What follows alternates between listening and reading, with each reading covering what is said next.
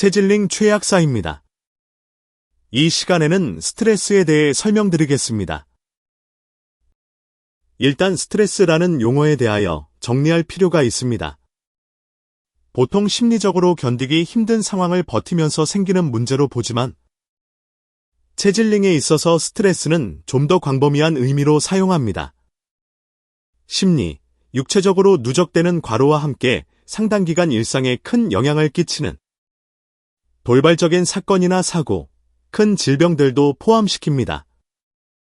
분업화되고 전문화된 작업 환경에서 일정한 형태의 작업을 반복적으로 장기간 하게 된다면 아무래도 특정 관절이나 감정적인 정서에도 무리를 줄 수 있습니다. 주변에서 일어난 끔찍한 사건을 목격하거나 뇌리에 박히는 모욕을 받는 등의 심리적 사고와 조심해도 걸리게 되는 감염증이나 교통사고 등으로 육체적으로 큰 손상을 입게 되는 것까지입니다. 엄밀히 말하면 스트레스의 원인이지만 체질링에서는 넓은 의미의 스트레스에 포함시킵니다. 이런 스트레스는 체질링에 있어서 매우 중요합니다. 꼴값 정도가 아니라 아예 체질링을 바꾸는, 즉 애체질링에서 시체질링으로 단기간에 변화시키는 계기가 됩니다. A체질링은 비교적 스트레스에 무딘 편입니다. 외부 상황에 둔감해서라고 쉽게 말할 수 있지만 둔감할 수 있는 이유를 꼭 이해해야 합니다. A는 충분한 식사량이 특징입니다. 그리고 체내의 에너지 비축도 신속하게 하는 편입니다. 이것들만 안정적으로 이루어졌다면 생물체로서 아쉬울 게 없습니다. 체온 유지나 면역력 등 외부 환경에 대응할 충분한 영양 상태를 갖추기 때문입니다. 그리고 이런 여유를 바탕으로 다시 식사 때를 챙깁니다. 식사를 편하게 할 수 있다는 것은 그만큼 부교감 신경이 우세하게 작용하는 것입니다. 맛을 음미하며 충분한 타액과 효소가 분비되는 상태가 유지됩니다. A는 식후에도 특별한 이유가 없다면 이 편안함을 느긋함을 즐깁니다. A가 스트레스를 느끼게 되는 것은 외부 원인보다 내부에서 쌓여나가는 것들 때문입니다. 체중과 독소의 누적이 어느 수준을 넘어서면 몸이 느끼는 무거움은 피로감이 됩니다. 그리고 그와 함께 보여지는 모습에 대한 압박감이 생길 수 있습니다. 물론 그조차도 당당할 수 있겠지만 만약 그렇게 계속 변해간다면 몸이 감당할 수 없습니다.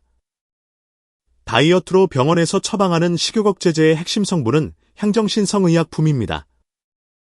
장기 복용 시에는 대가가 따르는 독소일 수 있습니다.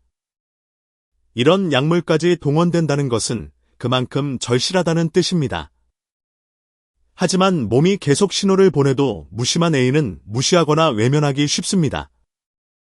쌓이고 쌓인 양과 그것이 대사성 질환과 같은 질적 문제로 변했을 때 갑자기 심각해집니다. A는 어느 순간에는 민감해져야 합니다. 특별한 이유를 찾아 움직여서 스스로 균형을 찾아야 합니다. B체질링은 항상 바쁜 느낌을 줍니다. 호기심도 많고 변화에 대한 반응 속도도 빠릅니다. 교감신경 위주에 깨어있는 자세로 움직이기 때문입니다. 다른 체질링도 상황에 따라 바짝 긴장해서 움직이지만 분위기가 바뀌면 바로 그 상태에서 벗어나려 합니다. 교감신경이 항진되면 심박수가 증가하고 동공이 커지고 입맛이 싹 달아나는 힘든 상태가 되기 때문입니다. 하지만 B체질링은 잘 버팁니다. 단지 버티는 정도가 아니라 내부의 열정과 맞아떨어지면 도리어 그 상황에 더 빠져들기도 합니다. 이때 B체질링의 스트레스는 차라리 사라집니다. 몰입되어 자신을 불태워내는 것을 즐기게 됩니다. 일이 뜻대로 풀리지 않으면 B체질링이 더 깊게 절망하고 스트레스를 받을 거라고 생각하기 쉽지만 사실 정도의 차이일 뿐이지 핵심은 다른 곳에 있습니다. B체질링은 성공을 했을 때도 심한 스트레스를 받을 수 있습니다. 일시적으로 성공했다 하더라도 육체 심리적 에너지가 완전히 고갈되었다면 새로운 방향을 찾지 못하고 헤매이게 됩니다. 사실 몰입을 잘하면 성공할 가능성이 높다는 것도 단편적인 생각입니다. 성공을 위한 요건 중 하나일 뿐이지 넓은 시야와 지구력이 더 필요할 수 있습니다. 느긋하게 돌아보고 앞일을 구상하며 쉬어야 하는데 이게 쉽지 않은 게 빛의 질링입니다. 몰입하고 싶어도 그 대상을 찾지 못하고 육체적, 정신적 에너지가 고갈되어 의욕조차 상실했을 때 빛의 질링의 스트레스는 깊어집니다. 시 체질링으로 태어났다면 처음부터 많은 위기를 겪어야 합니다. 사실 의학이 발달하기 전 영유소화기에는 간단한 감염증만으로도 많이 죽었습니다. 그리고 출산율은 높지만 고르게 충분한 영양 공급이 어려운 상황에서 생존율은 더 떨어질 수밖에 없었습니다. 만약 식욕이나 소화 능력, 저장 능력이 다른 아기들보다 떨어진다면 더더욱 살아남기 힘들게 됩니다. 지금은 출산율도 적고 의료진들과 부모들이 최선을 다하기 때문에 장애를 가지고 태어나더라도 일단 살아남을 가능성이 예전과 비교할 수 없습니다. 물론 영유아기의 살아남은 치체질링이 크면서 비나 체질링으로 바뀔 수 있습니다. 하지만 시체질링으로 영유아기를 거쳐 소아기, 청소년기를 살아가기 위해서는 다른 체질링에 비해 현저히 많은 난관이 있습니다.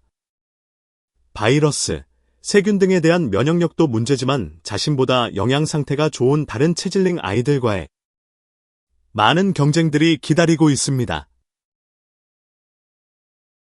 태어날 때부터 시체질링은 생존과 성장을 위해 다른 체질링보다 훨씬 많은 스트레스를 버텨야 합니다. 하지만 단순하게 버티는 게 아니라 끊임없이 학습을 합니다.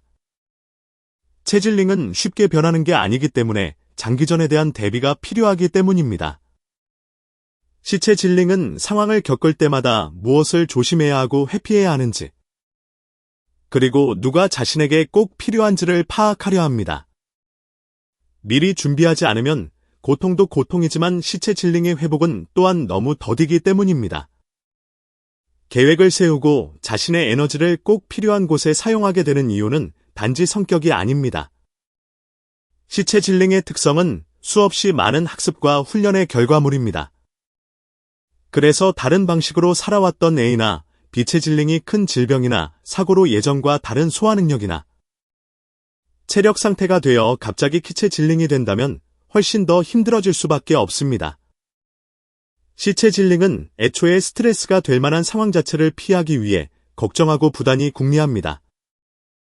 하지만 걱정에 익숙하다고 삶이 편한 것은 아닙니다. 조금만 체력이 떨어져도 몸으로 금방 느끼게 되는 시체질링은 항상 불안합니다. 평균으로 따지면 시체질링이 가장 오래 살 거라고 저는 생각합니다. 다만 무심하게 즐기지 못하고 항상 민감하게 살아가야 한다면 다른 체질링에겐 이것이 바로 스트레스 그 자체일 수 있습니다. 다음 시간에는 만성염증에 대하여 말씀드리겠습니다. 감사합니다.